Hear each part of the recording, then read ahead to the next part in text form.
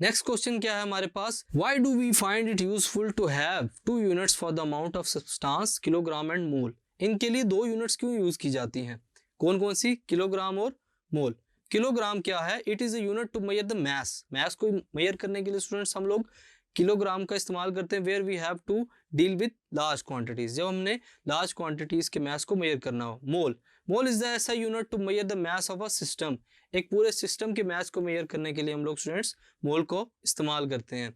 Which contains as many elementary entities as there are atoms in 0.012 kg mass of carbon atoms, कि हम लोग atoms को यानी कि स्मॉल एलिमेंट्री पार्टिकल्स को मेजर करने के लिए मोल का इस्तेमाल करते हैं। It is used when we are interested in measuring number of entities instead of mass, mass के बजाय अगर हम लोग एंटिटीज पे फोकस करते हैं स्टूडेंट्स, तो वहां हम लोग मोल का इस्तेमाल करते हैं।